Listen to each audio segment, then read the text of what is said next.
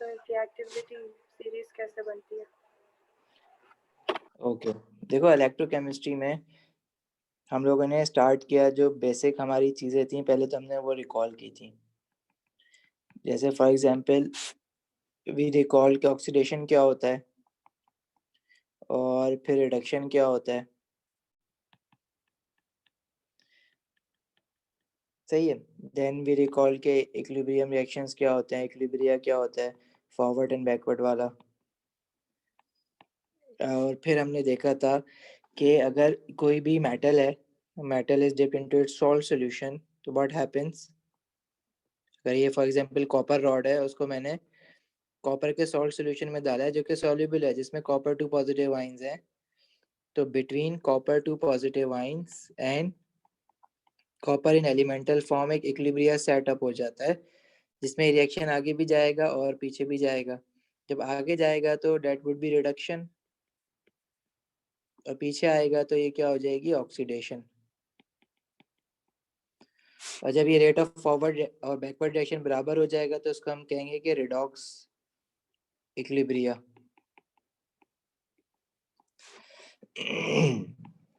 अच्छा, फिर नेक्स्ट हम लोगों ने इसमें क्या चीजें देखी थी कि अगर कोई दो, ये जैसे कॉपर का जो मैंने बनाया ना, जैसे उन्होंने हाफ सेल ऑफ कॉपर, इसी तरह किसी दो एलिमेंट्स के अगर मैं हाफ सेल आपस में कनेक्ट करता हूँ तो more reactive will get oxidised and less reactive will get reduced. जैसे हमने जिंक और कॉपर हाफ सेल आपस में कनेक्ट किए थे, और आपस में कनेक्ट करने का प्रोसीजर क्या होता है कि मैंने कॉपर का हाफ सेल बनाया और जिंक का हाफ सेल बनाया।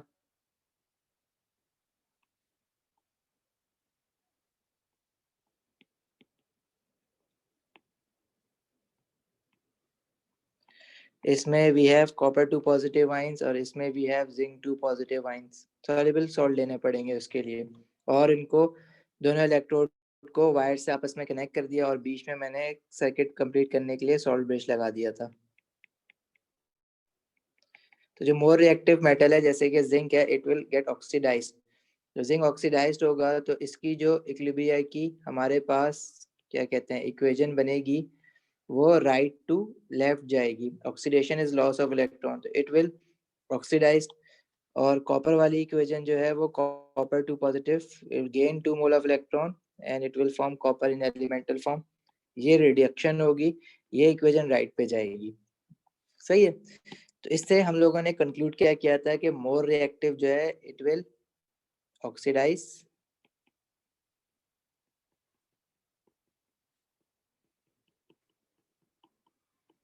और जो लेस रिएक्टिव है इट विल रिड्यूस।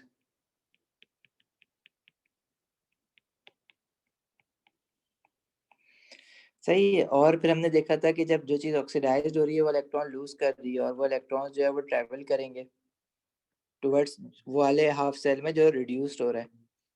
तो ये जो फ्लो ऑफ इलेक्ट्रॉन आएगा वो इसकी वजह से हमें यहाँ पे करंट या वोल्टेज मिल जाएगा। अब जितना बड़ा रिएक्टिविटी डिफरेंस होगा between these two half cells, उतना ज़्यादा वोल्टेज जनरेट होगा। तो देन वी डिसाइडेड कि हम क्या सारे इतने सारे हाफ सेल्स बनेंगे, इतने सारे एलिमेंट्स हैं, तो क्या सबके बना बना के वोल्टेज चेक करते हैं, या हम कोई एक स्टैंडर्ड प्रोसीजर बना लें जिसके अगेंस्ट सबके वोल्टेज हम मेजर करके रख लें। वो जो मेजर करके वोल्टेज हम रख रहे थे उसको हमने नाम दिया इलेक्ट्रोड पोटेंशियल्स, और सबको हम मेजर करते हैं against standard hydrogen electrode half cell, जिसको हमने नाम दिया था शी का, स्टैंडर्ड हाइड्रोजन इलेक्ट्रोड, जिसको हम कहते हैं शी। और स्टैंडर्ड हाइड्रोजन इलेक्ट्रोड हमने कैसे बनाया, बिकॉज हाइड्रोजन की जो इक्वेशन बनेगी वो H positive, it will gain 2 mole of electron to form H2। अब H2 तो गैसियस फॉर्म में होता है, इसकी रॉड तो हमें नहीं मिलेगी, इलेक्ट्रोड तो नहीं बना सकते हम, तो हमने इसकी इलेक्ट्रोड कैसे बनाई थी, हमने इलेक्ट्रोलाइट लिया था जिसमें H पॉजिटिव आयंस थे, और H पॉजिटिव आयंस को हमने रिएक्ट करवाना है H2 के साथ। तो उसके लिए फिर हमने क्या किया था, एक प्लेटिनियम इलेक्ट्रोड ली थी। प्लेटिनियम इलेक्ट्रोड इसलिए लेते हैं क्योंकि वो पोरस होती है, और H2 और H पॉजिटिव आयन का इक्विलिब्रियम अच्छा सेटअप हो जाएगा प्लेटिनियम की प्रेजेंस की वजह से। सेकेंडली क्योंकि ये कंडक्टर है, तो अगर H पॉजिटिव आयन रिड्यूस्ड हो रहा है तो ये इलेक्ट्रॉन लेकर आ जाएगा दूसरे हाफ सेल से। अगर H2 ऑक्सीडाइज हो रहा है तो ये इलेक्ट्रॉन लेके चला जाएगा दूसरे हाफ सेल में। That's why we used platinum electrode PT। और क्योंकि ये स्टैंडर्ड कंडीशंस पे हमने किया है सब कुछ, तो स्टैंडर्ड कंडीशंस पे किसी भी इलेक्ट्रोलाइट की कंसंट्रेशन होती है 1 मोल पर डेसीमीटर क्यूब। और प्रेशर, अब हाइड्रोजन गैस इसमें कैसे आएगी? हाइड्रोजन गैस में बबल करवाऊंगा एक ट्यूब लगा के, इसमें H2 गैस हम बबल करवाएंगे at a pressure of 1 atmosphere, क्योंकि ये स्टैंडर्ड कंडीशंस पे है। सही। और इसका टेम्परेचर सेल का होना चाहिए 298 केल्विन। तो this is our hydrogen half cell. इसको हाफ सेल को हम ऐसे लिख सकते हैं, H positive H2 half cell. अब इस हाफ सेल को मैं किसी भी अगर दूसरे हाफ सेल के साथ कनेक्ट कराता हूँ तो वोल्ट मीटर पे जो भी रीडिंग आनी है उसको हम लोग वैल्यू दे देंगे। इसको नाम क्या कहते हैं? Standard electrode potentials.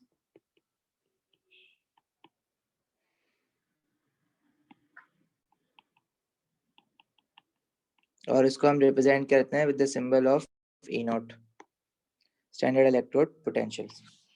Standard electrode potential हम मेजर कर रहे हैं अगेंस्ट शी, मतलब स्टैंडर्ड हाइड्रोजन इलेक्ट्रोड। तो स्टैंडर्ड हाइड्रोजन इलेक्ट्रोड को जो हमने स्टैंडर्ड पोटेंशियल देना है वो देना है 0। अब अगर किसी हाफ सेल का स्टैंडर्ड इलेक्ट्रोड पोटेंशियल पॉजिटिव आ रहा है तो इट मींस कि वो वाला हाफ सेल रिड्यूस्ड होगा, शी ऑक्सीडाइज्ड हो रहा होगा। और अगर किसी हाफ सेल का स्टैंडर्ड इलेक्ट्रोड पोटेंशियल नेगेटिव आ रहा है, इट मींस कि वो ऑक्सीडाइज्ड हो रहा होगा, शी जो है वो रिड्यूस्ड हो रहा होगा। जैसे let me show you one she के साथ, जैसे ये वाला है हमारे पास, इसमें हमने कॉपर को कनेक्ट किया शी के साथ। अच्छा, यहाँ पे जो शी है ना वो राइट साइड पे बना हुआ है। एग्जाम में आप शी जो है वो लेफ्ट साइड पे बनाना, ठीक है? जब भी स्टैंडर्ड इलेक्ट्रोड पोटेंशियल मेजर करने के लिए अपैरेटस मांगे तो शी जो है ना वो हमेशा लेफ्ट साइड पे बनाना,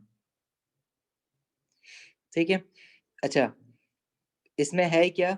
प्लेटिनियम इलेक्ट्रोड लिया, हाइड्रोजन गैस बबल कराई at 1 atmosphere, concentration of H positive ion 1 mole per decimetre cube, temperature is 298 Kelvin. Copper लगाया, कॉपर का इलेक्ट्रोड डाला और उसमें कॉपर आयन होने चाहिए 1 मोल पर डेसीमीटर क्यूब। तो वो जो हमारे पास कॉपर लगाने के बाद जो इलेक्ट्रोड पोटेंशियल आ जाएगा वो स्टैंडर्ड इलेक्ट्रोड पोटेंशियल होगा, जो वोल्ट मीटर की रीडिंग आएगी प्लस 0.34 वोल्ट।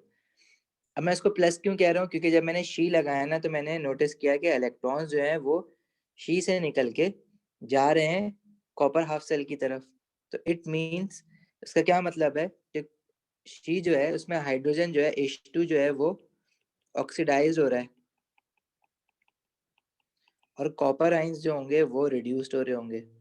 जब भी तो इलेक्ट्रॉन्स निकले शी से और कॉपर हाफ सेल की तरफ गए। और ये मुझे बात कैसे पता चली? क्योंकि इलेक्ट्रॉन जो है वो शी से कॉपर हाफ सेल की तरफ जा रहे थे। कैसे पता चला इलेक्ट्रॉन शी से कॉपर हाफ सेल की तरफ जा रहे हैं? क्योंकि वोल्ट मीटर पे नेगेटिव शी की तरफ आ रहा है, पॉजिटिव कॉपर हाफ सेल की तरफ आ रहा है। या अगर गैल्वेनोमीटर होता तो डिफ्लेक्शन जो है वो नीडल की कॉपर हाफ सेल की तरफ आती। तो it means electron must be leaving from SHE and moving towards copper half cell. अच्छा, शी का अगर डाटा बुकलेट में हम देखें तो उसकी इक्वेशन जो है वो यूं करके लिखी हुई होती है। सबकी इक्वेशन जो है रिडक्शन की फॉर्म में लिखी हुई होगी, H2 गैस, और यहाँ पे उसका इलेक्ट्रोड पोटेंशियल लिखा हुआ होगा, डेट इज 0.00 वोल्ट। कॉपर की अब वोल्टेज आ रहा है प्लस 0.34 वोल्ट, क्योंकि इलेक्ट्रॉन शी से निकल के इधर आ रहे हैं। तो जो चीज शी के साथ लगाने पे रिड्यूस्ड हो रही है उसका इलेक्ट्रोड पोटेंशियल हम पॉजिटिव देते हैं। यहाँ पे पॉजिटिव है इस वजह से। तो कॉपर का इक्वेशन आपको डाटा बुकलेट में ये मिलेगी, जिसमें उसका इलेक्ट्रोड पोटेंशियल लिखा हुआ होगा plus 0.34 volt 2 decimal place. Data booklet देख लेते हैं। कुछ पूछना हो तो अगेन पूछ सकते हो, कहीं पे कंफ्यूजन हो। अच्छा, डाटा बुकलेट में हमारे पास AS में हमने ये चीज यूज नहीं की है, ठीक है, ये स्टैंडर्ड इलेक्ट्रोड पोटेंशियल है on the basis of reduction. E not standard E not at 298 kelvin या 25 डिग्री सेल्सियस। ठीक है, अच्छा जी,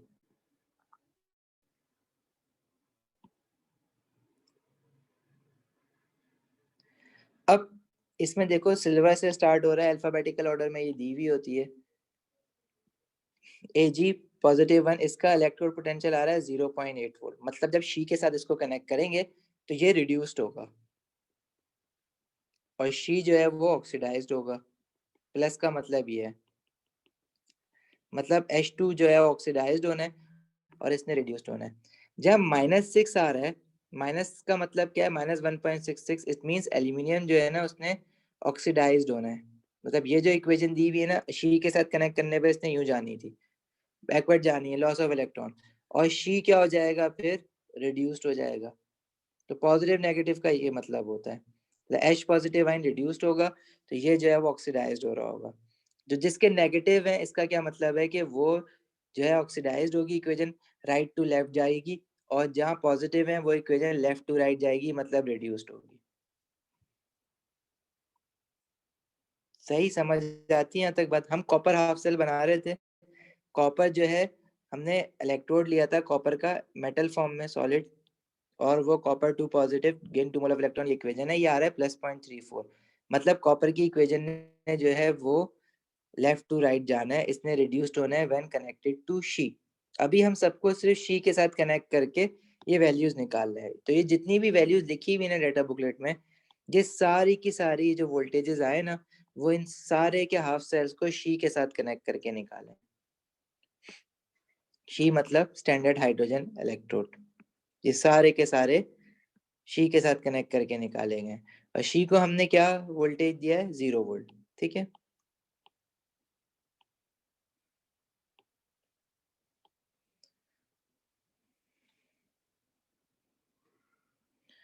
अच्छा जी,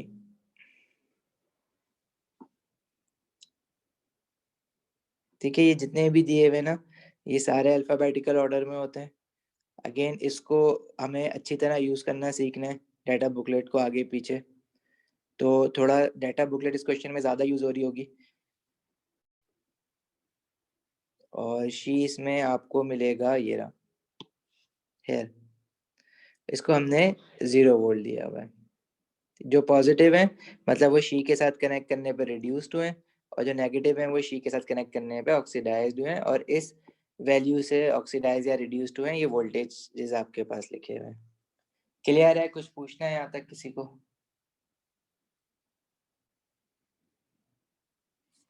सर एक ही एलिमेंट के 2-3 वैल्यूज क्यों? एक ही एलिमेंट के एक ही बार होता है, हाँ, लेकिन उसकी स्टेट देखो, जैसे कॉपर है ना, हमने कॉपर इलेक्ट्रोड लिया यहाँ पे सॉलिड फॉर्म में, और कॉपर 2 पॉजिटिव आयन लिया इलेक्ट्रोलाइट में, तो ये बन जाएगी। अब जैसे आयरन है, आयरन को Fe3 पॉजिटिव आयन लिया और Fe2 पॉजिटिव आयन की फॉर्म में लिया। आयरन की इक्वेशन हमें जो है ना वो in the form of Fe solid भी मिलेगी और Fe2 पॉजिटिव आयन, जैसे ये वाली इक्वेशन लिखी हुई है ना। तो ये एलिमेंट तो एक ही है लेकिन इसकी ऑक्सीडेशन स्टेट डिफरेंट है, सही है, तो इसका पोटेंशियल डिफरेंट होगा, इसी तरह इसका पोटेंशियल डिफरेंट है।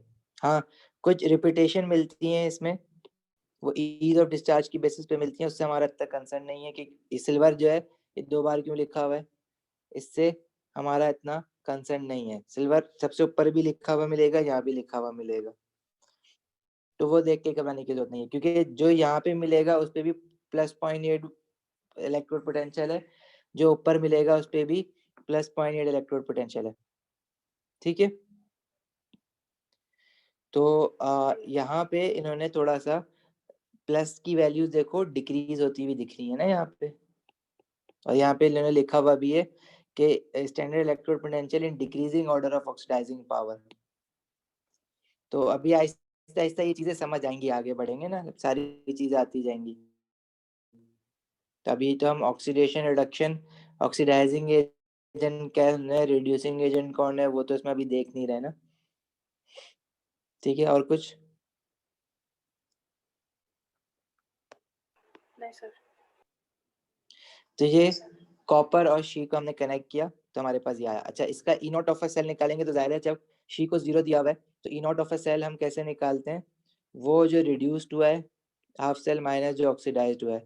अब जो रिड्यूस्ड हुआ है वो कॉपर है क्योंकि वो प्लस में है, और जो ऑक्सीडाइज्ड हुआ है वो 0 वोल्ट है ऑलरेडी, तो ये प्लस 0.34 वोल्ट ही आना है इसका। अच्छा जी, इसी तरह अगर मैंने एक हाफ सेल लिया, जिंक को मैंने कनेक्ट किया शी के साथ, तो देखो अगेन शी वैसी बनाएंगे, हाइड्रोजन गैस 1 एटमॉस्फेयर पे, concentration 1 mole per decimetre cube, temperature 298 kelvin, salt bridge बनाना मत भूलना, इसको लेबलिंग करना जरूरी है। प्लेटिनियम इलेक्ट्रोड है ये, पीटी इलेक्ट्रोड भी लिख सकते हो, इसकी जगह जो ऊपर वायर्स हैं उसको प्लेटिनियम वायर्स भी लिख सकते हो। इसी तरह जिंक का हाफ सेल जो बनाया उसमें Zn2 पॉजिटिव आयन की concentration 1 mole per decimetre cube, और ये जिंक आपने लेबल कर दिया। अब यहाँ पे देखो नेगेटिव आया है तो इट मींस कि इलेक्ट्रॉन जिंक से निकला है और शी में गया है, तो जिंक जो है वो क्या हुआ है, ऑक्सीडाइज्ड हुआ है।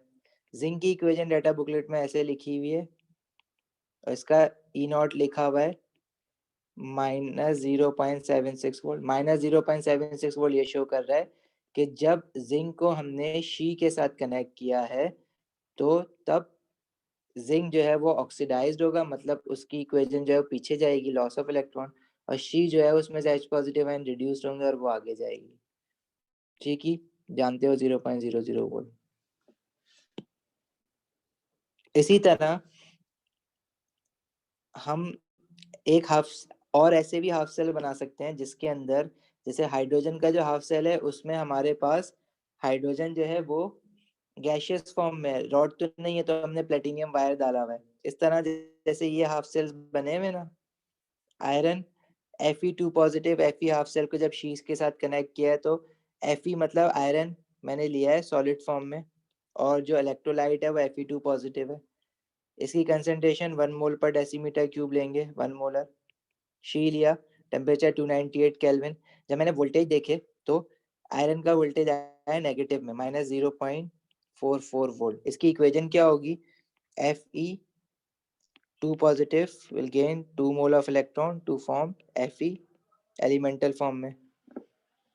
इसी तरह क्रोमियम का देखो तो ये जो हमारे पास वैल्यूज आ रही है ना, ये नेगेटिव आ रही है, तो डाटा बुकलेट में इसका स्टैंडर्ड इलेक्ट्रोड पोटेंशियल क्रोमियम का 0.91 वोल्ट लिखा होगा।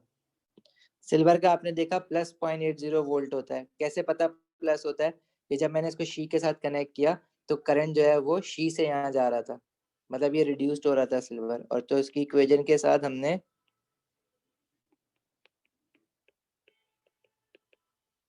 ये करके लिख दिया और इसको इलेक्ट्रोड पोटेंशियल दे दिया +0.80 वोल्ट। ठीक है।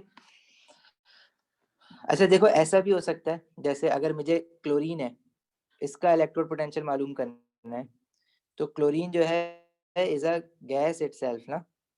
अब जैसे हाइड्रोजन गैस है इस तरह क्लोरीन भी गैस है।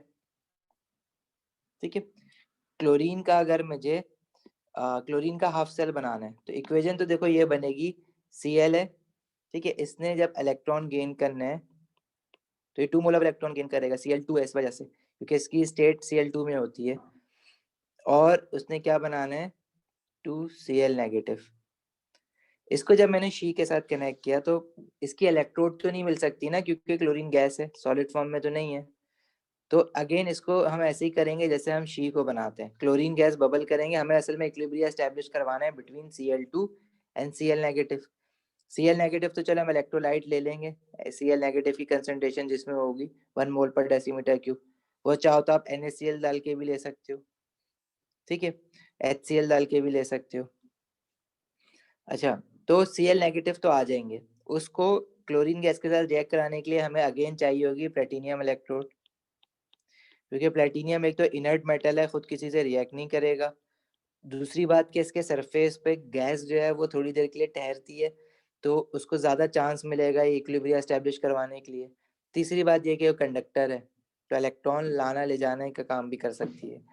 ये ट्यूब लगा के क्लोरीन गैस बबल की टू 1 एटमॉस्फेयर और शी मैंने वैसे ही बनाया। तो मैंने क्या नोटिस किया कि इलेक्ट्रॉन जो है वो निकले क्लोरीन हाफ सेल से शी की तरफ। इट मींस क्लोरीन जो है वो क्या हुआ होगा, इलेक्ट्रॉन उसने गेन करे होंगे। सॉरी, उल्टा बोल दिया मैंने, जहाँ नेगेटिव होता है वहां से इलेक्ट्रॉन निकलते हैं ना। तो इलेक्ट्रॉन निकले शी से, निकले क्लोरीन हाफ सेल की तरफ, क्योंकि नेगेटिव देखो यहाँ पे, नेगेटिव यहाँ पे, तो मतलब नेगेटिव यहाँ बना होगा और यहाँ से इलेक्ट्रॉन निकल के यहाँ पे गए। क्लोरीन ने जो है वो क्या हो गया, रिड्यूस्ड होना है। तो ये क्या हो जाएगा, रिड्यूस्ड क्लोरीन गैस जो है वो रिड्यूस्ड होके Cl नेगेटिव आयन बन के इलेक्ट्रोलाइट में आ जाएगा। और शी ने जो है फिर वो ऑक्सीडाइज होना है। शी की इक्वेशन आप जानते हो क्या होती है, शी की इक्वेशन ये है, और ये equation obviously right to left गई है, ऑक्सीडाइज हुआ है। और ये हुआ है रिड्यूस्ड। इसका ई नॉट जो आया, क्योंकि ये रिड्यूस्ड हुआ है, तो इसका जो ई नॉट आएगा वो पॉजिटिव में आएगा, जो रिड्यूस्ड होता है वो पॉजिटिव होता है। तो डेट इज प्लस 1.36 वोल्ट, जो कि ये रहा। तो डाटा बुकलेट में हमें ये मिलेगा। कोई सवाल यहाँ तक किसी का, कुछ कंफ्यूजन, कुछ पूछना हो? नहीं सर। अमार, कोमैल, ज़ारा, एलिया नहीं आई आज? नहीं sir.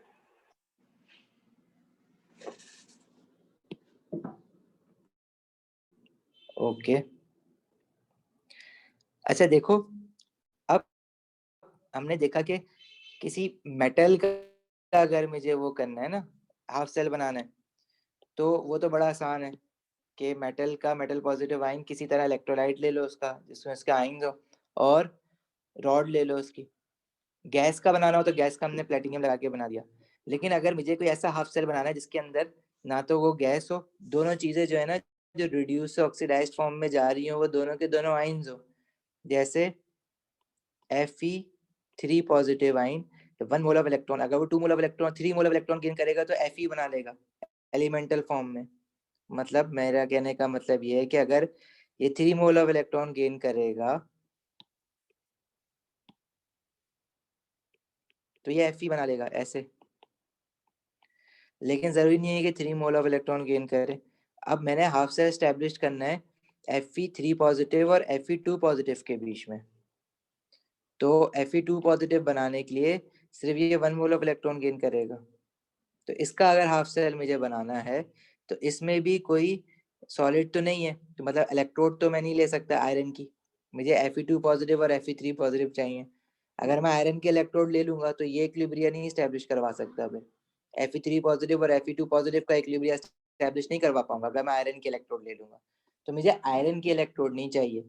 Fe2 positive Fe3 positive मैं, क्योंकि दोनों आइंस हैं तो दोनों एक्वस फॉर्म में, इलेक्ट्रोलाइट फॉर्म में तो ले लूंगा 1 mole per decimetre cube, 1 mole per decimetre cube दोनों। लेकिन इनका इक्विलिब्रियम स्टैब्लिश करवाने के लिए, चलो दोनों इलेक्ट्रोलाइट फॉर्म में, गैस होती है तो चलो बबल करते हैं तो बाहर निकल जाती है, ये तो इलेक्ट्रोलाइट की फॉर्म में। लेकिन प्लेटिनियम इलेक्ट्रोड फिर भी लेना पड़ेगा, क्यों? क्योंकि जब इनमें से कोई रिड्यूस या ऑक्सीडाइज्ड होगा तो इलेक्ट्रॉन इलेक्ट्रोलाइट में लेकर आना और वापस लेकर जाने वाला काम कौन करेगा दूसरे हाफ सेल से? प्लेटिनियम।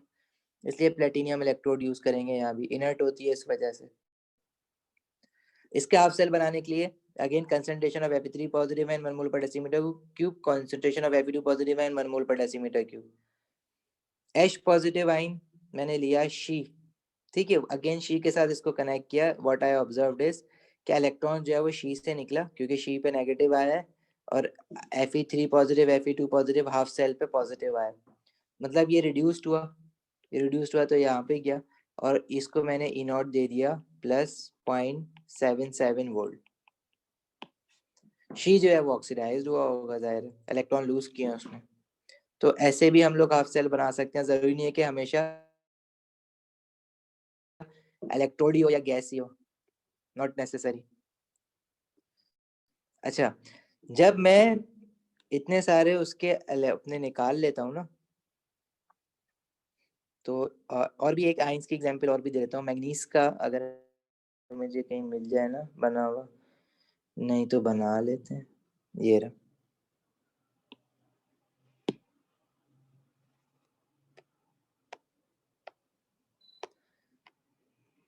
अच्छा जी, अब इसके अंदर अगर तुम लोग को ये याद हो, ये पर्पल कलर का क्या होता है, KMnO4, ठीक है। तो KMnO4 हमें पता है कि वो ऑक्सीडाइजिंग एजेंट है, ठीक है। वो ऑक्सीडाइज्ड होगा, ऑक्सीडाइज करेगा किसी को तो खुद उसने रिड्यूस्ड हो जाना है, मतलब उसकी डिक्रीज इन ऑक्सीडेशन स्टेट होनी है रिड्यूस्ड होके। तो KMnO4 जो है वो उसमें बेसिकली मैंगनीज है जो कि असल में ऑक्सीडाइज और रिड्यूस्ड हो रहा होता है। तो मैंगनीज जो है वो अगर इसमें देखें MnO4 नेगेटिव आइन में, तो उसकी ऑक्सीडेशन स्टेट आती है +7 और वो +2 में जाके कन्वर्ट हो रहा होता है, that's why purple to colourless होता है। अगर मुझे चेक करना है ना कि MnO4 से Mn2 पॉजिटिव में जाता है जब ये, तो क्या वोल्टेज जनरेट होता है, मैंने शी के साथ उसको कनेक्ट करके रख लिया। इसके इलेक्ट्रोलाइट में मुझे पता है KMnO4 हम लोग लेते थे एसिडिफाइड KMnO4। एसिडिफाइड का क्या मतलब होता था कि इसके साथ मैंने एसिड मिलाया हुआ है, इसलिए यहाँ पे H पॉजिटिव आइन भी लिया हुआ है, ठीक है। KMnO4 में MnO4 नेगेटिव, इसमें मैंगनीज की अगर मैं ऑक्सीडेशन स्टेट आपसे पूछूं तो ऑक्सीजन होती है 4-2, मैंगनीज होता है X, that would be 0, X -8, 4 2 -8 और इसके ऊपर ओवरऑल चार्ज है -1 ना, सॉरी इट्स नॉट 0, इट्स -1। तो ये हो जाएगा X is equal to -1 + 8, X is +7। तो इसमें मैंगनीज होता है +7, +7 से इसकी ऑक्सीडेशन स्टेट क्या हो जाती है, Mn2 पॉजिटिव, और इसका कलर भी चेंज हो जाता है। इस फॉर्म में ये पर्पल कलर का होता है और पर्पल से ये क्या हो जाता है, कलरलेस। तो ये इक्विलिब्रिया जो एस्टैब्लिश्ड होगा ना इनके बीच में, MnO4 नेगेटिव और Mn2 पॉजिटिव, तो इसकी इक्वेशन भी डाटा बुकलेट में दी हुई होती है। तो ये 5 मोल ऑफ इलेक्ट्रॉन लेता है Mn2 पॉजिटिव। इसका जो इलेक्ट्रोड पोटेंशियल मैंने निकालना है अगर ना, इस रिएक्शन का बड़ा इंपॉर्टेंट रिएक्शन है केमिस्ट्री में ये, इसका अगर मुझे इलेक्ट्रोड पोटेंशियल निकालना है तो मैंने इसको शी के साथ कनेक्ट करना था। अब अगर शी के साथ कनेक्ट करना था तो मुझे जो है इसका हाफ सेल बनाना था। अब हाफ सेल बनाना था तो इसमें कोई सॉलिड तो है नहीं कि इलेक्ट्रोड ले लूं मैंगनीज की, तो मैंने इन दोनों के बीच में करवाना है ना, इन दोनों में से कोई भी सॉलिड नहीं है, दोनों आइंस है। तो इसकी फिर हाफ सेल बनाने के लिए हम अगेन प्लेटिनियम इलेक्ट्रॉन के सहारा लेंगे, प्लेटिनियम इलेक्ट्रोड डालेंगे और इलेक्ट्रोलाइट में ये दोनों आइंस डाल देंगे, और ये रिएक्शन हमें पता है उसके लिए H पॉजिटिव आइन चाहिए होता है, तो इसलिए H पॉजिटिव आइन भी डाल दिया। और फिर हमने देखा तो इसका इलेक्ट्रोड पोटेंशियल आया 1.52 और पॉजिटिव ये साइड, मतलब इलेक्ट्रॉन जो है वो शी से निकल के इस हाफ सेल में जा रहे होंगे, ठीक है। तो मतलब ये क्या हो रहा है, ये खुद रिड्यूस्ड हो रहा है, इलेक्ट्रॉन गेन कर रहा है, और हमें पता है कि ये ऑक्सीडाइजिंग एजेंट है, तो खुद तो ये रिड्यूस्ड होगा, सामने वाले को ऑक्सीडाइज करेगा, शी को जो है ये ऑक्सीडाइज कर रहा है। तो ऑक्सीडाइजिंग एजेंट ही रहेगा, चाहे किसी भी चैप्टर में पढ़ो। सही है, कोई सवाल यहाँ तक कुछ पूछना है?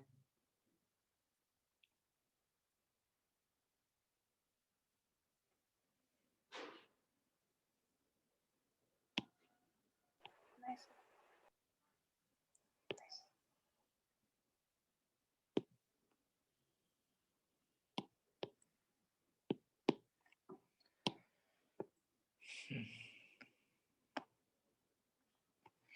अच्छा देखो, ये सारा काम हम कर क्यों रहे हैं, क्या हम सब इनको शी के साथ ही कनेक्ट करते रहेंगे जिंदगी भर? नहीं। अब मैंने जिंक का अलग निकाला, सिल्वर का अलग निकाला, जब मैंने सिल्वर का इलेक्ट्रोड पोटेंशियल निकाला ना शी के साथ कनेक्ट करके, तो उसकी इक्वेशन हम रिडक्शन की फॉर्म में इक्वेशन लिखी हुई सारी रिडक्शन की फॉर्म में होती है। हमें इलेक्ट्रोड पोटेंशियल देख के डिसाइड करना होता है कि इसका रिएक्शन क्या क्या होगा। अब जैसे जिंक सिल्वर का मैं इलेक्ट्रोड पोटेंशियल लिखूं तो वो मेरे पास आया था 0.80 वोल्ट। फिर जिंक का अगर मैं इलेक्ट्रोड पोटेंशियल देखूं शी के साथ कनेक्ट करने पे, तो वो आया था -0.76 वोल्ट। सिल्वर का 0.80 वोल्ट प्लस में आया था, तो प्लस में लिख देते हैं, साइन बड़े इंपॉर्टेंट है यहाँ पे। अगर मैंने जिंक और सिल्वर हाफ सेल कनेक्ट करे आपस में तो जिंक और सिल्वर हाफ सेल कनेक्ट करने पे आपस में देखो क्या होगा, मेरे पास इनमें से एक ने रिड्यूस्ड होना है और एक ने ऑक्सीडाइज्ड होना है। तो हम अपना रूल ये बनाएंगे, जो मोर पॉजिटिव होता है ना वो हमेशा रिड्यूस्ड होगा, और जो लेस पॉजिटिव होगा वो ऑक्सीडाइज्ड होगा। जो भी दो हाफ सेल अगर कनेक्ट किए हुए ना, तो उन दोनों हाफ सेल में जो मोर पॉजिटिव होगा वो रिड्यूस्ड होगा, और जो हमारा लेस पॉजिटिव होगा वो ऑक्सीडाइज्ड होगा। हमेशा ऐसा होता है। अच्छा, आपने पॉजिटिव और नेगेटिव की टर्म्स में इसको याद नहीं करना है ना, इसको समझने की कोशिश करनी है, बड़ा मुश्किल हो जाएगा। आपने बस ये याद रखना है कि more positive reduce, less positive oxidize. अब अगर मैं कोई भी दो नंबर दे दूं, मैं बोलूं कि मेरे पास +2.8 है और एक वैल्यू है +2.1 वोल्ट, तो इसमें से मोर पॉजिटिव कौन सा है? +2.8 वोल्ट। और लेस पॉजिटिव कौन सा है? 2.1 वोल्ट। ठीक है, ये तो क्लियर कट है। अच्छा, अब अगर एक वैल्यू प्लस में है एक माइनस में है, जैसे यहाँ पे 0.8 वोल्ट ली हुई है सिल्वर की, +0.8 वोल्ट और -0.76 वोल्ट, तो इसमें से मोर पॉजिटिव कौन सा है? Obviously 0.8 volt, this is more positive. और लेस पॉजिटिव कौन सा है? अब आप कहोगे कि दूसरी वैल्यू तो पॉजिटिव है ही नहीं, तो आपने उसको -0.76 को पॉजिटिव ही कंसीडर करना है, लेकिन क्योंकि वो +0.8 से छोटा नंबर है तो उसको हम कहेंगे लेस पॉजिटिव। सही है, ये बात समझ आती है? लेट्स से अगर मैं कहूँ कि मेरे पास एक वैल्यू है -2.5 वोल्ट और दूसरा है -1.8 वोल्ट, तो इसमें से मोर पॉजिटिव कौन सा है कि बताएगा मुझे? -2.5 वोल्ट और -1.8 वोल्ट में से मोर पॉजिटिव कौन सा है?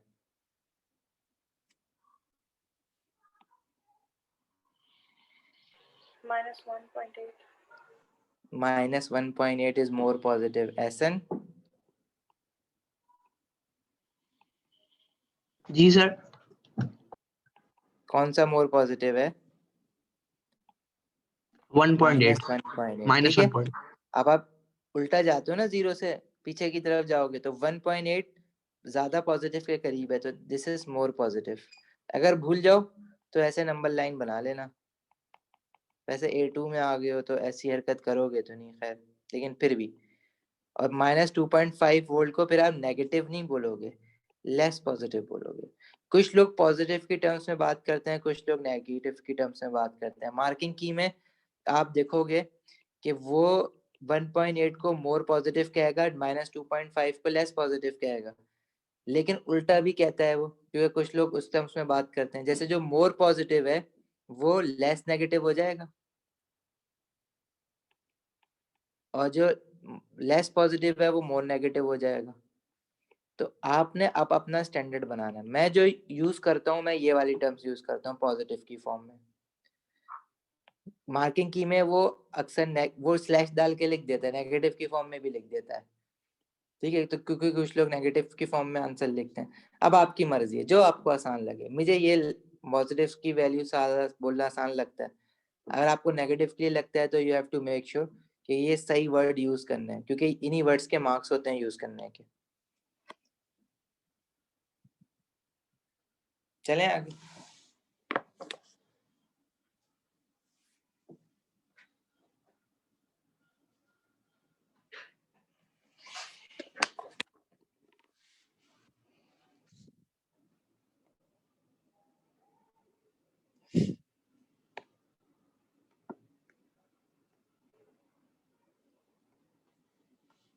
अच्छा चलो, ये इसकी हमारी बात हो रही थी ना अभी।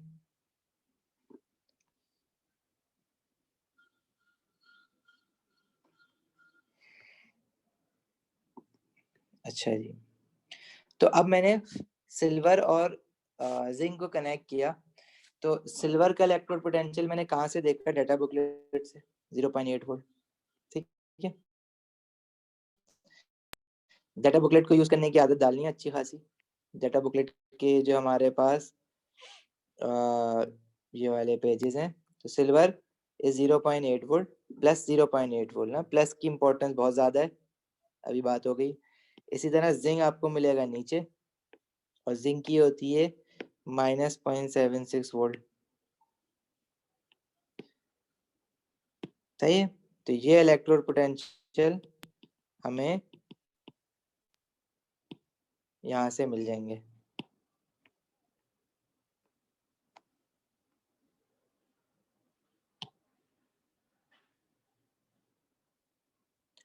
अच्छा जी, तो अब सिल्वर को हम क्या बोलेंगे, इट इज मोर पॉजिटिव, और जिंक को हम बोलेंगे लेस पॉजिटिव।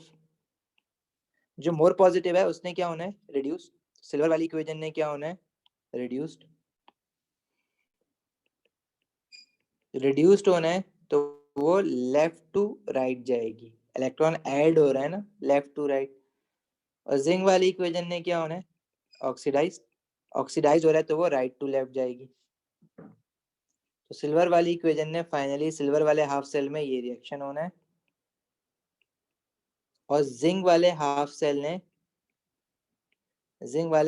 ने में ये रिएक्शन होना है।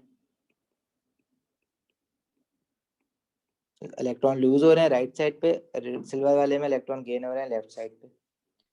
ओवरऑल इक्वेशन क्या बननी है, ओवरऑल इक्वेशन बनाने के लिए अगर तुम लोगों को याद हो इलेक्ट्रोलिसिस ओ लेवल का, आप क्या करते थे, इसको मल्टीप्लाई बाय 2 कर दोगे, इलेक्ट्रॉन बैलेंस करोगे पहले, सिल्वर वाली इक्वेशन को मल्टीप्लाई बाय 2 कर दोगे, तो ये हमारे पास, अच्छा ये +1 है,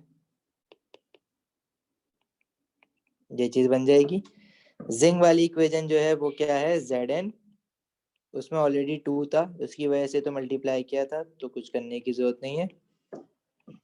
अभी इसकी ओवरऑल इक्वेशन बनाने के लिए लेफ्ट साइड और राइट साइड ऐड कर दोगे तो इलेक्ट्रॉन तो कैंसिल आउट हो जाएगा, और ये इक्वेशन मिलके क्या बन जाएगी, 2Ag+1 plus zinc elemental form में, 2Ag एलिमेंटल फॉर्म में, and Zn 2 positive ions. State symbols तुम लोग समझदार हो, स्टेट सिंबल्स तुम लोग जानते हो क्या होंगे। आइन जो है वो एक्वस होगा, जिंक जो है वो सॉलिड फॉर्म में होगा, सिल्वर यहाँ पे सॉलिड फॉर्म में बना है, जिंक अगेन आइन जो है वो एक्वस होते हैं। तुम्हें साफ दिख रहा है Ag जो है वो क्या हुआ है, रिड्यूस्ड हुआ है, ऊपर भी तुमने देख लिया था, क्योंकि मोर पॉजिटिव इलेक्ट्रोड पोटेंशियल है उसका। जिंक जो है वो ऑक्सीडाइज्ड हुआ है क्योंकि उसका इलेक्ट्रोड पोटेंशियल लेस पॉजिटिव है। ठीक है,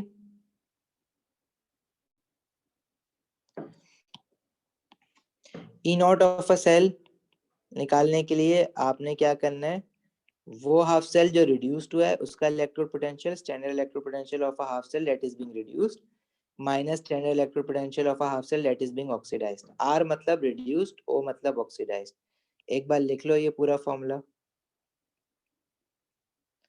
रिड्यूस्ड कौन सा होता है, मोर पॉजिटिव। देखो मैं तुम्हें रट्टा नहीं लगवाना चाह रहा, लेकिन अगर इन केस भूल जाते हो तो कभी भी ये याद नहीं रखना कि more positive minus less positive जो है वो होता है, वो बड़ा मुश्किल हो जाएगा याद करना। कुछ लोगों ने याद किया होता है पॉजिटिव वाला इलेक्ट्रोड पोटेंशियल माइनस नेगेटिव वाला इलेक्ट्रोड पोटेंशियल, जो कि सरासर गलत है, क्योंकि दो हाफ सेल ऐसे भी हो सकते हैं जिनका इलेक्ट्रोड पोटेंशियल दोनों का माइनस में हो, तो उसमें से हमें ढूंढना पड़ेगा कि मोर पॉजिटिव कौन सा है, लेस पॉजिटिव कौन सा है। मोर पॉजिटिव रिड्यूस्ड होता है, लेस पॉजिटिव ऑक्सीडाइज्ड होता है। तो अगर याद करना है पॉजिटिव की टर्म्स में तो ये होगा मोर पॉजिटिव, क्योंकि मोर पॉजिटिव ने रिड्यूस्ड होना है, माइनस दूसरा क्या होगा, लेस पॉजिटिव। या सबसे बेटर तरीका ये है कि आप रिड्यूस्ड माइनस ऑक्सीडाइज्ड याद करो। अच्छा, फिर पहले एक मेथड चलता था जिसमें हम लोग कहते थे कि सेल को जो रिडक्शन जिसमें हो रही है ना, वो सेल हमेशा लेफ्ट पे बनाओ, और जिसमें ऑक्सीडेशन हो रही है वो सेल हमेशा राइट पे बनाओ। फिर कई बुक्स में आपको उल्टा लिखा हुआ मिलेगा, मतलब जिसमें रिडक्शन हो रही है वो राइट पे बनाओ, और जिसमें ऑक्सीडेशन हो रही है वो लेफ्ट पे बनाओ। तो कुछ बुक्स के हिसाब से राइट माइनस लेफ्ट भी लोगों ने, मैंने देखा, याद किया हुआ मिला लोगों, किया हुआ था बुक्स के हिसाब से कि यहाँ रिडक्शन हो रही है तो वहाँ रिडक्शन हमेशा राइट पे बना हुआ है तो राइट माइनस लेफ्ट वाला हाफ सेल कर दिया। आपने ऐसी कोई चीज याद नहीं करनी है, अगर किसी बुक से पढ़ भी लिया है आपने बस ये याद रखना है कि रिड्यूस्ड माइनस ऑक्सीडाइज्ड। अब रिड्यूस्ड कौन सा हो रहा है इसमें से? सिल्वर वाला हाफ सेल जो कि 0.8 है प्लस 0.8, और ऑक्सीडाइज्ड कौन सा हो रहा है? जिंक वाला हाफ सेल जो कि -0.76 है। अब ये एक माइनस तो फॉर्मूले वाला माइनस है, तो ये -0.76 ऐसे ही आएगा इसके साथ, ठीक है। और इस कुछ सॉल्व करोगे तो ये बन जाएगी वैल्यू प्लस 1.564। मतलब जब आपने सिल्वर और जिंक हाफ सेल को कनेक्ट किया तो वोल्ट मीटर पे ये रीडिंग आएगी, और इलेक्ट्रॉन्स जो है वो कहाँ से कहाँ पे जाएंगे? ऑक्सीडाइज से रिड्यूस्ड पे जाएंगे। मतलब जिंक हाफ सेल से इलेक्ट्रॉन कॉपर हाफ सेल पे जाएंगे, ठीक है। तो हाँ, इसलिए जिंक हाफ सेल जो होगा वो नेगेटिव कहलाएगा, जिंक रॉड जो होगी वो नेगेटिव होगी, और इलेक्ट्रॉन इस पे सिल्वर पे आ रहे हैं तो जिंक से सिल्वर की तरफ आएंगे। सॉरी दिस इज सिल्वर, शायद कॉपर कह रहा था मैं। सॉल्ट ब्रिज बीच में बनाना मत भूलना। 298 केल्विन ये कि दो डिफरेंट तरह के हाफ सेल अगर लोगे तो आपके पास ये इलेक्ट्रोड, ये सेल पोटेंशियल आ जाएगा। E naught of a cell जिसको कहते हैं, standard electrode potential of a cell. ये अभी भी इसलिए स्टैंडर्ड है क्योंकि जिंक का जो मैंने स्टैंडर्ड इलेक्ट्रोड पोटेंशियल लिया वो स्टैंडर्ड इलेक्ट्रोड पोटेंशियल लिया, सिल्वर का भी स्टैंडर्ड इलेक्ट्रोड पोटेंशियल लिया, कंसंट्रेशन इनकी 1 मोल पर डेसीमीटर क्यूब ही लिए, और टेम्परेचर 298 केल्विन लिए। अगर कोई गैस इन्वॉल्व होती तो मैं प्रेशर भी 1 एटमॉस्फेयर लेता, लेकिन इन दोनों में कोई गैस इन्वॉल्व नहीं है, ठीक है। कोई सवाल यहाँ तक? नहीं सर।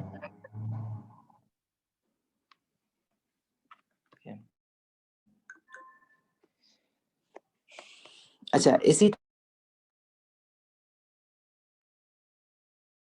तरह आप कोई और दो बना सकते हो, जैसे यहाँ पे ये बना हुआ है दोनों एक आयन की फॉर्म में और एक हाफ सेल, ये मैं दिखा देता हूँ तुम्हें।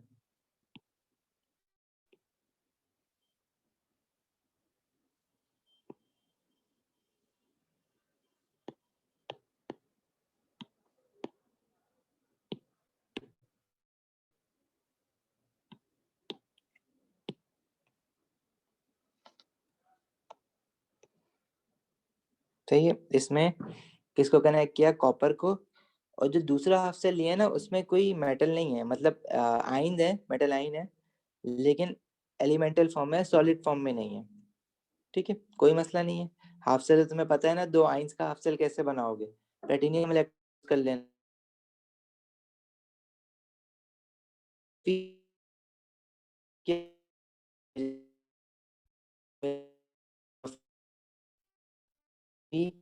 टू पॉजिटिव बना हुआ होगा, दोनों एक्वस है। इसका ई नॉट डेटा बुकलेट से देखना पड़ेगा। इसी तरह कॉपर का अगर देखोगे तो कॉपर की इक्वेशन जो है वो यूं मिलेगी, copper 2 positive, 2 mole of electron Cu, और इसका स्टैंडर्ड इलेक्ट्रोड पोटेंशियल भी डेटा बुकलेट से देखना पड़ेगा, मुझे याद हो गया इसका प्लस 0.34 वोल्ट है। आयरन का हम देख लेते हैं Fe3 पॉजिटिव। अब इक्वेशन कौन सी ढूंढनी है जिसमें एक साइड पे Fe3 पॉजिटिव हो, दूसरी साइड पे Fe2 पॉजिटिव हो, ठीक है। एक साइड पे Fe3 पॉजिटिव हो, दूसरे साइड पे Fe2 पॉजिटिव हो। अब जैसे आप डेटा बुकलेट में गए, आपने आयरन की इक्वेशन देखी, आपने बोला ये रहा आयरन, तो जज्बाती होकर ये उठा लेना, ऐसा नहीं करना, क्योंकि क्या इसके एक साइड पे Fe3 पॉजिटिव और क्या एक साइड पे Fe2 पॉजिटिव है? Fe2 पॉजिटिव तो है, लेकिन क्या दूसरी साइड पे Fe3 पॉजिटिव है? नहीं है, जज्बाती होकर वाली इक्वेशन नहीं उठा लेना। नीचे वाली इक्वेशन भी Fe3 पॉजिटिव है लेकिन Fe2 पॉजिटिव नहीं है, तो ये वाली भी नहीं उठानी है। तीसरी वाली इक्वेशन उठानी है जिसमें Fe3 पॉजिटिव है एक साइड पर, दूसरी साइड पे Fe2 पॉजिटिव है। अब Fe2 पॉजिटिव 3 पॉजिटिव जहां भी हो इक्वेशन तुम ढूंढ लेना बस वाली ना, 3 पॉजिटिव वो एक साइड पे, 2 पॉजिटिव वो दूसरी साइड पे। अब लेफ्ट पे हो चाहे राइट पे हो तो होना दोनों चाहिए, वो बाद में डिसाइड हो जाएगा कि कहाँ लेफ्ट पे कहाँ राइट पे। ये इसका क्या पोटेंशियल है? प्लस 0.77 वोल्ट, ठीक है।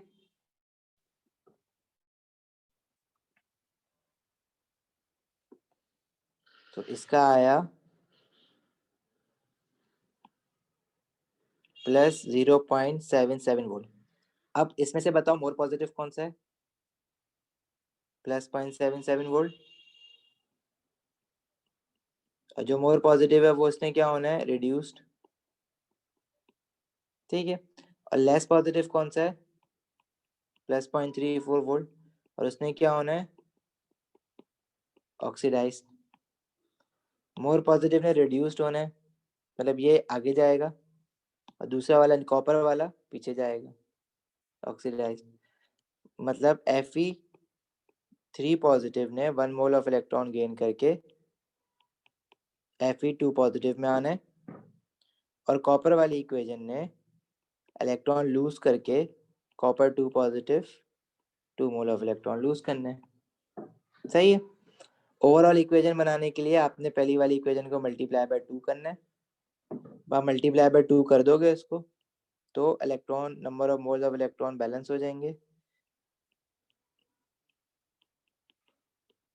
अब आप लेफ्ट साइड राइट साइड से ऐड करोगे, इलेक्ट्रॉन कैंसिल आउट हो जाएगा, और ये इक्वेशन क्या रह जाएगी? Cu 2Fe3 positive, Cu2 positive and 2Fe2 positive.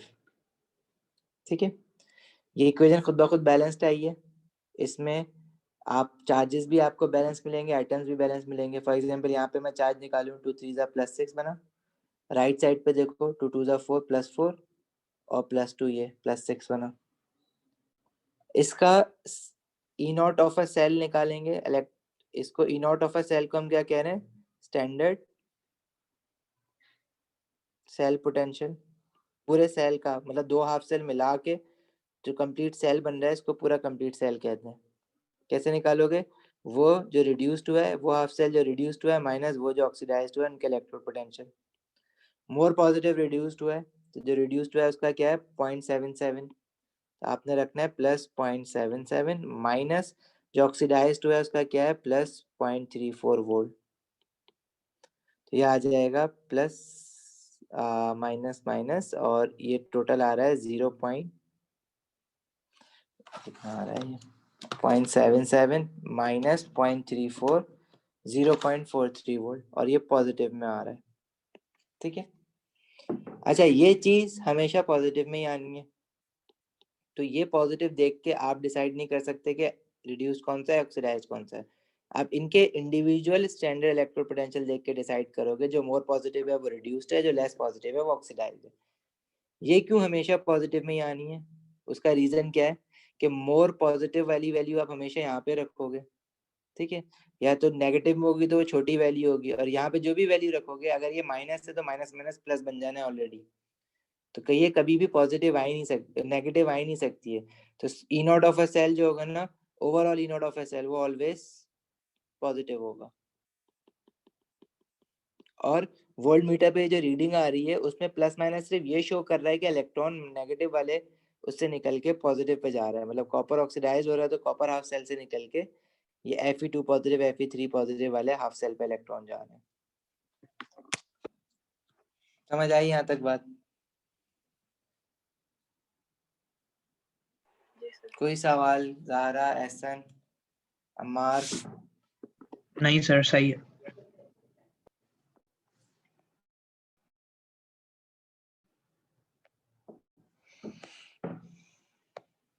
पक्की बात है, चलें फिर आगे।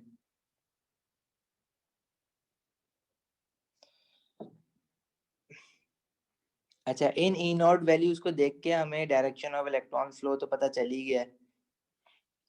अच्छा, ये रिएक्शन अगर तुम लोगों को याद हो कि हमारे पास ई नॉट वैल्यूज देख के ना हम लोग देखो रिएक्टिविटी सीरीज, अब अगर तुम लोगों को समझ आ रही हो कि जो रिएक्टिविटी इलेक्ट्रोकेमिकल सीरीज हमने ओ लेवल में पढ़ी थी, पोटेशियम अगर ऊपर है तो इसका मतलब है कि वो रिएक्टिव है।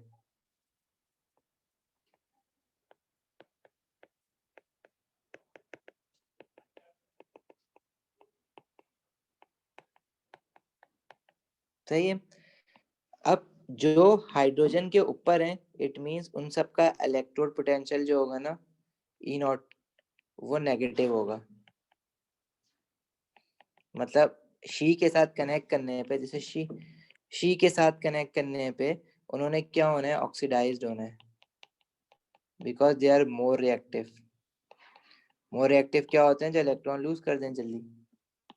और जो नीचे वाले हैं शी के साथ कनेक्ट करने पे वो रिड्यूस्ड होंगे, मतलब उनका ई नॉट जो होगा वो पॉजिटिव होगा,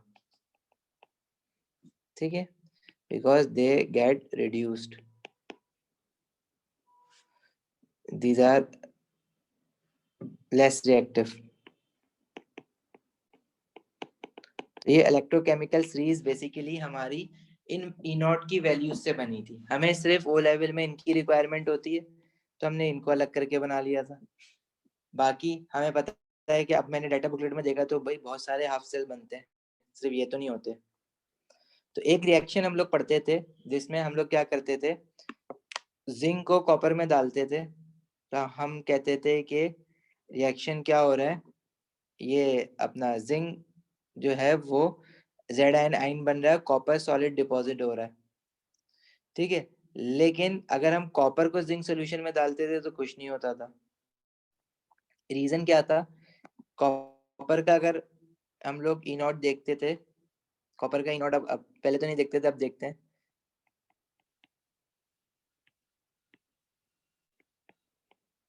ये होता है प्लस 0.34 वोल्ट,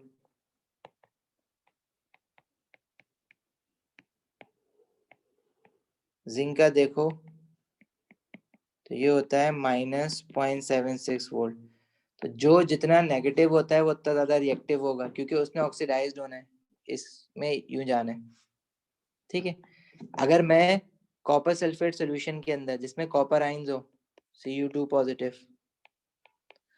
उसमें जिंक एलिमेंटल फॉर्म में डाल दूं Zn, तो जिंक देखो, जिंक तो चला जाएगा, ऑक्सीडाइज हो जाएगा Zn से, और कॉपर जो है वो रिड्यूस्ड हो जाएगा। क्या ये रिएक्शन इस चीज इसके क्या इलेक्ट्रोड पोटेंशियल ये बात को जस्टिफाई कर रहे हैं? हाँ, जिंक इज लेस पॉजिटिव तो इट विल ऑक्सीडाइज, और मोर पॉजिटिव मैंने क्या बताया, रिड्यूस्ड होता है। देखो ये चीज तो याद कर लो कि मोर पॉजिटिव रिड्यूसेस, ये चीज तुम्हारे बड़ा काम आएगी, मोर पॉजिटिव रिड्यूस होता है, इस चैप्टर में यही काम आना है। तो कॉपर हैज टू रिड्यूस, मतलब अगर जिंक और कॉपर एक दूसरे के आमने सामने आ जाए ना, तो कॉपर की इक्वेशन ने रिड्यूस्ड होना है और जिंक की इक्वेशन ने ऑक्सीडाइज्ड होना है। अगर तुम्हारे पास कॉपर Cu2 पॉजिटिव में तभी तो वो रिड्यूस्ड होगा, और जिंक जो है वो Zn एलिमेंटल फॉर्म में तभी तो वो ऑक्सीडाइज्ड होगा। तुम कहोगे नहीं जिंक जो है वो Zn2 पॉजिटिव है और इसको ऑक्सीडाइज करो, भैया ऑक्सीडाइज होने के बाद ही ये बना है, अब इसको फर्दर ऑक्सीडाइज कहाँ से कराओगे? तो जिंक को Zn की अगर फॉर्म में और कॉपर कॉपर 2 पॉजिटिव आयन की फॉर्म में इनको एक साथ लेके आ जाओगे तो ये रिएक्ट करेंगे, और हम इसको कहते हैं कि ये रिएक्शन जो है ना वो फीजिबल है, दिस इज फीजिबल, पॉसिबल है, रिएक्शन हो सकता है, ठीक है। इसी तरह अगर हम क्या कहें कि इसका उल्टा करते हैं, मेरे पास जिंक सॉल्यूशन है Zn2 पॉजिटिव आइन, उसके अंदर मैं कॉपर लेके आ गया, तो कॉपर एलिमेंटल फॉर्म में, मतलब कॉपर ने एलिमेंटल फॉर्म से आगे जाना है, एलिमेंटल फॉर्म से कहाँ जाएगा, वो होगा इस फॉर्म में ऑक्सीडाइज, और जिंक जो है वो आयनिक फॉर्म में, तो जिंक जो है वो Zn2 पॉजिटिव से जिंक रिड्यूस होना चाहिए, लेकिन ये नहीं होगा रिएक्शन, क्यों? क्योंकि इनके इलेक्ट्रोड पोटेंशियल ऐसा होने ही नहीं देंगे। Zn2 पॉजिटिव आइन को अगर Zn में जाना है तो उसने रिड्यूस्ड होना है, और इसको रिड्यूस्ड होने के लिए it's electrode potential must be more positive than copper, वो तो नहीं है मोर पॉजिटिव। इस वजह से जब कॉपर को जिंक के सोल्यूशन में डाल देते थे तो कॉपर की रॉड को कुछ भी नहीं होता था, क्योंकि कॉपर डिसॉल्व भी नहीं होता था। लेकिन जब जिंक को कॉपर के सोल्यूशन में डालते थे तो क्या होता था, जिंक जो है वो ऑक्सीडाइज होना शुरू हो जाएगा, Zn2 पॉजिटिव आयन की फॉर्म में आएगा, तो ये रॉड डिसॉल्व होना शुरू हो जाएगी, और copper 2 positive ion electron gain करके कॉपर सॉलिड फॉर्म में बनना शुरू हो जाएगा। तो यहाँ पे डार्क ब्राउन या ब्लैक कलर का सॉलिड डिपॉजिट होना शुरू हो जाता था। ये हम लोग ओ लेवल में पढ़ते थे, ये बात अब हमें समझ आती है इलेक्ट्रोड पोटेंशियल देख के। जैसे ये कहाँ गया ये वाला, ये डायग्राम देखो। तो मैंने जब इसके अंदर कॉपर सल्फेट सोल्यूशन में जिंक की रॉड डाली है ना Zn, तो ये क्या हो रहा है, कॉपर 2 पॉजिटिव आयन यहाँ पे रिड्यूस्ड हो रहे हैं और ब्लैक सॉलिड बन रहा है ऐसे। ये कॉपर है असल में, जो ब्लैक कलर का दिख रहा है ना। और जिंक रॉड जो है डिसॉल्व होकर आयनिक फॉर्म में आ जाएगी। इसी तरह जब मैंने कॉपर को, ये कॉपर रॉड है और ये नीचे जो है ना जिंक सोल्यूशन है Zn2 पॉजिटिव आयन, इसमें जब मैंने इसको डाला तो देखो कुछ भी नहीं हो रहा, क्योंकि इनके इलेक्ट्रोड पोटेंशियल इस बात को अलाउ ही नहीं कर रहे कि Zn जो है वो रिड्यूस्ड हो जाए और कॉपर जो ऑक्सीडाइज्ड हो जाए, क्योंकि कॉपर ने अगर ऑक्सीडाइज्ड होना है तो वो लेस पॉजिटिव होना चाहिए जिंक से, लेकिन वो मोर पॉजिटिव है, इसलिए ये रिएक्शन में होना ही नहीं है।